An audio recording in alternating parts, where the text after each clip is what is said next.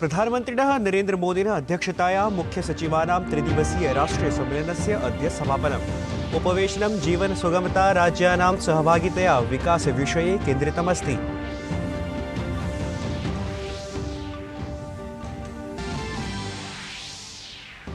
केन्द्रप्रशासनम् असम राज्य प्रशासनम् अथ च उल्फा इत्येतेषां मध्ये पूर्वोत्तरक्षेत्रे स्थायि शान्त्यर्थं त्रिपक्षीय सहमतौ अद्य हस्ताक्षरं भवेत्। गृहमन्त्री अमित शाह भवेत् उपस्थितः। जदयू दलस्य राष्ट्रीय कार्यकारिण्याः नवदिल्ल्याम् अद्य भवेत् उपवेशनं। राजनीतिकप्रस्तावं समेत्य नैकेषु महत्त्वपूर्णप्रकरणेषु निर्णयानां सम्भावना।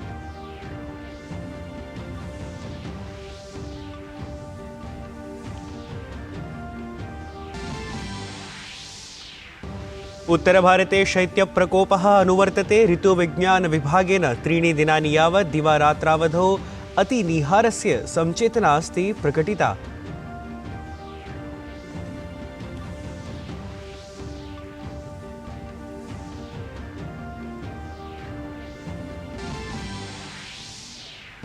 मिस्रेण इस्राएल हमासयोः मध्ये संघर्षविरामार्थं त्रिचरणात्मकं प्रस्तावं प्रदत्तम्।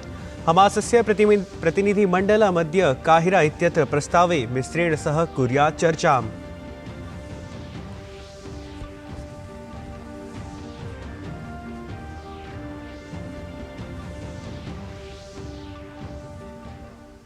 अभिवादये, अहमस्मि नीतीश भारद्वाजः। अत्र भवतां स्वागतम् एतस्मिन् डीडी न्यूज़ वार्ताप्रसारणे। अथ वार्ताः विस्तरेण। नवदिल्ल्यां प्रधानमन्त्रिणः नरेन्द्रमोदिनः अध्यक्षतायां मुख्यसचिवानां राष्ट्रीय सम्मेलनम् अद्य समापनं भविष्यति। अस्य वर्षस्य सम्मेलनस्य विषयः अस्ति जीवन सुगमता इति। केन्द्रप्रशासनस्य प्रतिनिधयः, मुख्यसचिवाः, सर्वेभ्यः राज्येभ्यः, केन्द्रशासितप्रदेशेभ्यः च वरिष्ठाधिकारिणः च इत्येतानि समेत्य 200 जनाः सम्मेलने भागग्रहणं कुर्वन्ति।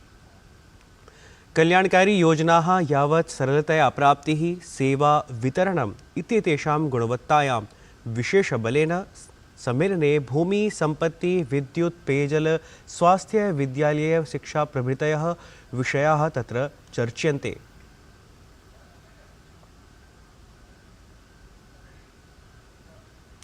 गृहमन्त्री अमित शाहस्य उपस्थितौ केन्द्रप्रशासनस्य, असम प्रशासनस्य, United Liberation Front of Assam ULFA इत्येतेषां मध्ये अद्य त्रिपक्षीयाणि सन्धिपत्राणि हस्ताक्षरिष्यन्ते।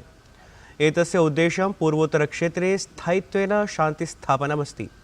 अत्रान्तरे असमराज्यस्य मुख्यमन्त्री हिमन्त बिश्वा शर्मा, अरविन्द राजखोवाः, नीतवार्ता समर्थकसमूहस्य अनेके शीर्षनेतारः उपस्थास्यन्ति। उक्ते सन्धिपत्रे असमराज्येन सम्बद्धेषु राजनीतिक, आर्थिक, सामाजिक प्रकरणेषु अवधानता भवेत्। एतदतिरिच्य सन्धिपत्रानुसारम् असमस्य मूलनिवासिभ्यः सांस्कृतिकसुरक्षा, भूमि अधिकारः अपि प्रदास्यते। ध्येयं यत् परेश बरुआ नीतः उल्फा इत्येतस्य समर्थकः सन्धिपत्रेषु हस्ताक्षरकाले नैव उपस्थास्यति। प्रशासनपक्षतः उल्फा समूहेन समं वार्तार्थं सम्मिलितेषु अधिकारिषु गोपनीयता विभागस्य निदेशकः तपन डेकाः अथ पूर्वोत्तरप्रकरणेषु प्रशासनस्य परामर्शकः ए.के. मिश्रः उपस्थास्यतः। जनतादल यूनाइटेड इत्येतस्य दलस्य राष्ट्रीय कार्यकारिण्याः अथ राष्ट्रीयपरिषदः पृथक् पृथक् मन्त्रणाः अद्य नवदिल्लीस्थिते दलस्य मुख्यालये आयोजयिष्यन्ते। अत्र उपवेशने राजनीतिकप्रस्तावं समेत्य अन्येषु अपि अनेकेषु प्रकरणेषु चर्चा समाचरिष्यति। सममेव मन्त्रणाद्वये आगामि लोकसभा निर्वाचनम् अथ बिहारे आयोक्ष्यमाणं विधानसभा निर्वाचनम् आलक्ष्य अपि चर्चा भविष्यति।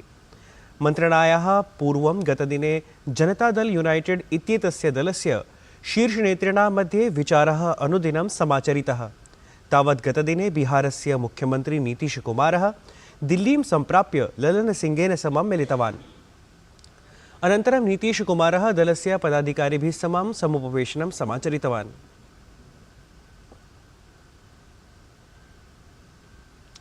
विदेशमन्त्री डॉक्टर एस जयशंकरः रूसदेशस्य यात्रायाः अन्तिमदिने सेंट पीटर्बर्ग स्थलस्य गवर्नर पदासीनं अलेक्जेंडर बेग्लोव इत्यमुं मिलितवान्। नेतृद्वयेन भारत-रूस मध्ये आर्थिकसहयोगम् अथ जनानां मध्ये पारस्परिकसम्पर्कं समेधनदिशि विहिताः उपक्रमाः प्रशंसिताः।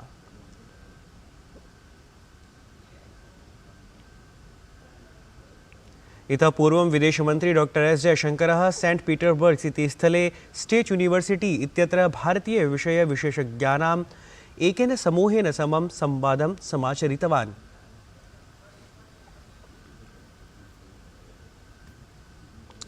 प्रवर्तननिदेशालयेन प्रथमवारं धनशोधनप्रकरणे प्रियङ्का गान्धेः चर्चा कृता।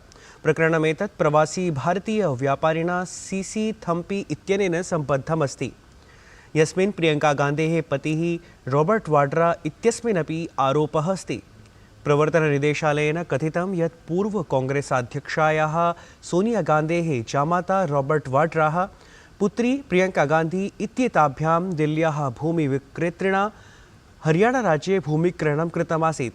सैव विक्रेता प्रवासी भारतीयव्यापारिणे सीसी थम्पी इत्यस्मै अपि भूमिं विक्रयणं कृतवान्।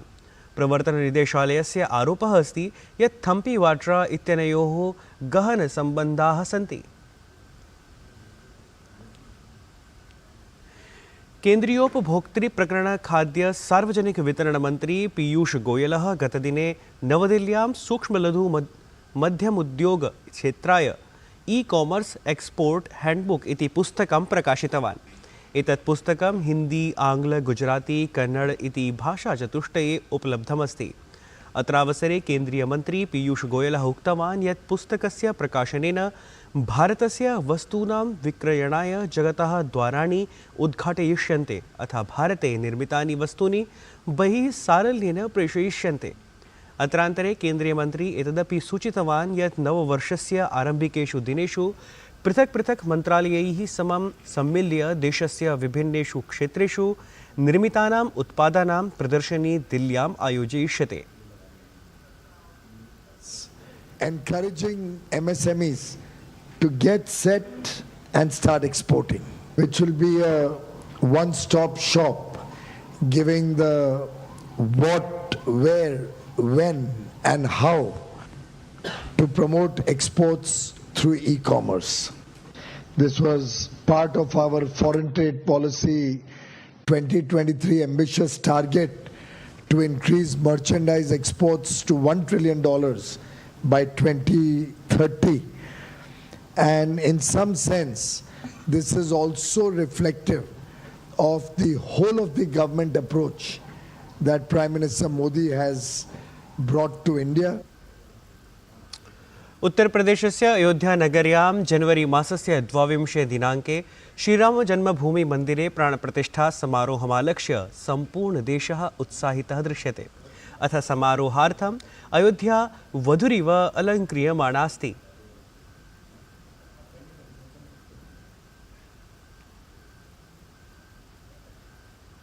अयोध्या राम मंदिर निर्माण समितेः अध्यक्षः नृपेन्द्र मिश्रः उक्तवान् यत् कमपि कार्यं शीघ्रतायां नास्ति, अपितु गुणवत्तायुतं भवेत्।